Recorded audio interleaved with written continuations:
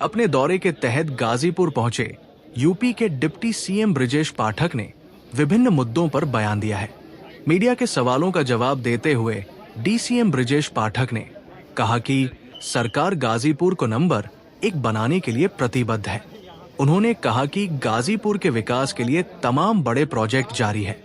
DCM पाठक ने कहा कि पीएम मोदी ने जीएसटी की दरों में भारी कटौती करवाई है। जीएसटी की दरों में भारी कटौती कर पीएम ने व्यापारियों और उपभोक्ताओं को बड़ी सौगात दी है। लोगों के इस्तेमाल की तमाम चीजों पर जीएसटी शून्य कर दी गई है। इस दौरान आजम खान की रिहाई पर ब्रजेश पाठक ने बोलते हुए कहा कि हम न्यायालय के आदेश का सम्मान करते हैं और अदालत के जरिए अपराधियों को कड़ी से कड़ी सजा मिले, ये हमारी प्रतिबद्धता है। ब्रजेश पाठक ने भारत पाक मैच के सवाल पर कहा कि पाकिस्तान खेल में भी दुश्मनों की तरह व्यवहार करता है, जबकि हमारे देश के खिलाड़ी खेल भावना से खेलते हैं और शिकस्त देते हैं। उन्होंने कहा कि पीएम मोदी ने खेल और खिलाड़ियों को बढ़ावा देने के लिए तमाम योजनाएं लागू की है। डिप्टी सीएम ब्रजेश पाठक ने इस दौरान विपक्षियों पर निशाना साधते हुए कहा कि विपक्षी दलों की विलुप्तीकरण की नीति का पर्दाफाश हो चुका है। अखिलेश यादव के पेट में सिर्फ सत्ता की भूख है और इंडी गठबंधन के पेट में सत्ता का दर्द हो रहा है। ब्रजेश पाठक ने कहा कि गांधी परिवार को देश की जमीनी हकीकत पता ही नहीं है, जबकि अखिलेश यादव को जनता की पीड़ा से कोई मतलब नहीं है। ब्रजेश पाठक के कहा कि अपने शासनकाल में ये सिर्फ मुंबई से कलाकार सैफई बुलाकर डांस कराने में व्यस्त थे। डिप्टी सीएम ब्रजेश पाठक ने आज गाजीपुर का दौरा किया। इस दौरान डीसीएम ब्रजेश पाठक ने बीजेपी कार्यालय में पार्टी पदाधिकारियों के साथ बैठक की। डीसीएम ने अफसरों के साथ समीक्षा बैठक कर गाजीपुर में विकास कार्यों परियोजनाओं की प्रगति की समीक्षा की। उन्होंने शहर में व्यापारियों और जनता के साथ संवाद किया। इस दौरान उन्होंने मेडिकल कॉलेज और जिला अस्पताल का निरीक्षण किया। इन कार्यक्रमों के बाद डीसीएम ब्रजेश पाठक चंदौली के लिए रवाना हो गए। गाजीपुर जनपद मुख्यालय में भारतीय जनता पार्टी के कार्यालय में जनप्रतिनिधियों के साथ, कोर कमेटी के साथ और अपने सभी कार्यकर्ताओं के साथ बैठक संपन्न हो रही है। केंद्र और प्रदेश की सभी योजनाओं की आज समीक्षा भी होगी, जो जिला कलेक्ट्रेट में होगी। इसके अलावा केंद्र और प्रदेश की जो हमारी योजनाएं चल रही हैं, उनका स्थलीय निरीक्षण भी आज संपन्न हुआ है। हमारी सरकार के एजेंडे में गाजीपुर जनपद को डेवलपमेंट के मोर्चे पर नंबर 1 पर लाने के लिए लगातार हम प्रतिबद्धता के साथ काम कर रहे हैं। ढेर सारे प्रोजेक्ट अभी ऑनगोइंग हैं और पूरे हो चुके हैं। हर स्थिति में हम गाजीपुर जनपद को नंबर 1 पर लाने के लिए हमारी सरकार प्रतिबद्धता के साथ काम कर रही है। माननीय प्रधानमंत्री नरेंद्र मोदी जी ने जीएसटी की दरों में जिस ढंग से भारी कटौती कराते हुए देश की जनता को, व्यापारियों को, उपभोक्ताओं को एक बड़ी सौगात देने का काम किया है। कल से हम सब कार्यकर्ता पूरे प्रदेश में व्यापारी भाइयों से संपर्क करके, उपभोक्ताओं से संपर्क करके उनको जीएसटी में जो दरें कम हुई उनका जानकारी भी दे रहे हैं, उपभोक्ताओं को और व्यापारियों को बधाइयां भी दे रहे हैं। और मुझे कहने में प्रसन्नता है कि पूरे प्रदेश के व्यापारी समाज ने जीएसटी की जो दरें कम हुई है उसके लिए आदरणीय प्रधानमंत्री नरेंद्र मोदी जी का बहुत बहुत आभार प्रकट किया है, अभिनंदन किया है।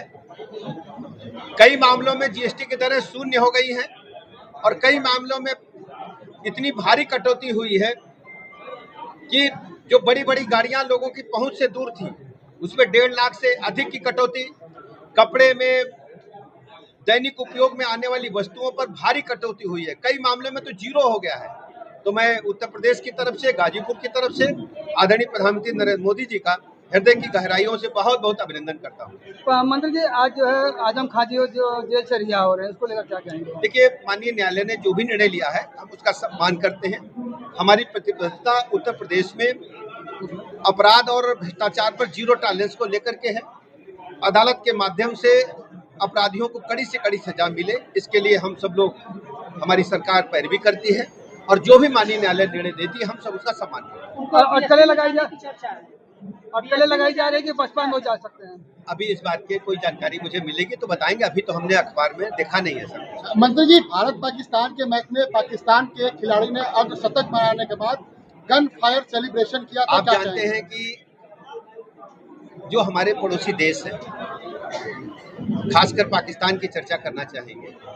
पाकिस्तान इस प्रकार की हरकतें करता रहता है कि जैसे दुश्मन की बात व्यवहार करता है और उनको पता नहीं है जो स्पोर्ट स्पिरिट होती है, इसमें हार जीत नहीं होती है।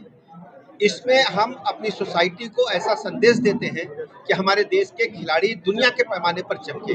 और मैं अपनी क्रिकेट टीम का बहुत बहुत अभिनंदन करता हूं, फुटबॉल टीम का अभिनंदन करता हूं और सभी खिलाड़ियों का अभिनंदन करता हूं। माननीय मोदी जी ने खेल और खिलाड़ियों को जो प्रमोशन दिया है, आज दुनिया के पैमाने पर भारतीय खेलों की, भारतीय खिलाड़ियों की चर्चा है। खेल का बजट लगभग 2 गुना से अधिक कर दिया गया है और हर ब्लॉक पर बड़े स्टेडियम बन रहे हैं और हर गांव में ग्रामीण स्टेडियम बनाए जा रहे हैं। आदरणीय प्रधानमंत्री नरेंद्र मोदी जी का मानना है, जब तक युवा खेल से नहीं जुड़ेगा तो एक तो शरीर अच्छा होता है, दूसरा हम पदक पाकर के अपने देश का भी नाम रोशन करते हैं।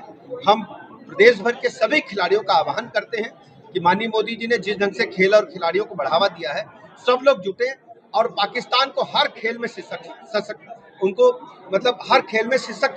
खेल में हराने का काम करें। मंत्री जी, आई लव मोहम्मद शिकस्त देने का काम करें। आई लव मोहम्मद को लेके उत्तर प्रदेश और उत्तराखंड के साथ कई राज्यों में विरोध प्रदर्शन। देखिए, इस प्रकार की जो तुष्टीकरण की राजनीति विपक्षी दल लगातार कर रहे थे, उसका पर्दाफाश हो चुका है।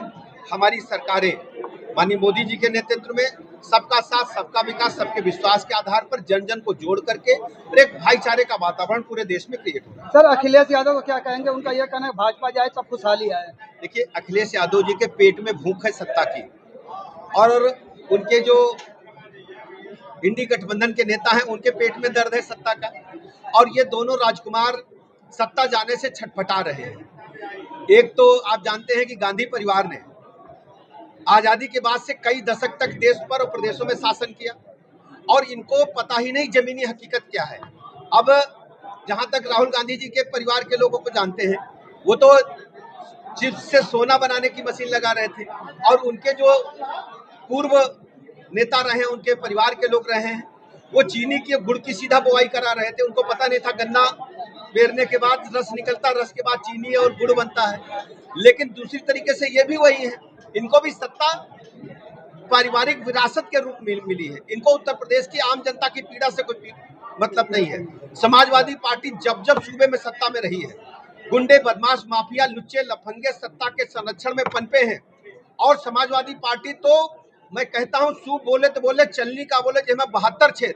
आप पूछिए, जब ये सत्ता में रहे, गुंडे, बदमाश, माफियाओं को प्रमोशन दिया है और सैफई में बंबई से कलाकार बुला करके डांस कराने के सिवा इनका कोई मतलब नहीं था।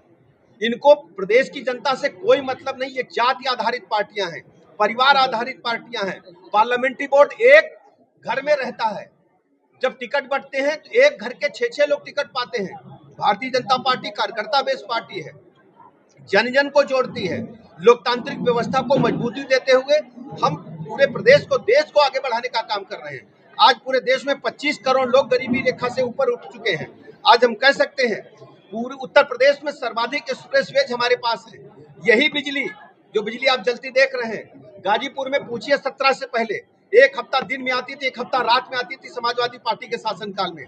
और हम कह सकते हैं कि गाजीपुर की सड़कों पर जिस ढंग से अराजकता और गुंडई थी, आज हम दावे के साथ कह सकते हैं कि ऑर्गेनाइज्ड क्रिमिनल्स, संगठित माफिया गिरोह समाप्त हो चुके हैं। हर तरह से प्रदेश आगे बढ़ रहा है और प्रदेश की जनता, चाहे औद्योगिकरण का मामला हो, चाहे लॉ एंड ऑर्डर का मामला हो, डेवलपमेंट का मामला हो, भारतीय जनता पार्टी को, मोदी जी को, योगी जी को नंबर 1 पर रखते हैं। सर जातिगत जो रैलियां होती थी उसमें अब प्रतिबंध लग रहा है। देखिए, माननीय उच्च न्यायालय ने जो निर्णय दिया उसका हम सब सम्मान करते हैं, उस आधार पर हम आगे बढ़ेंगे।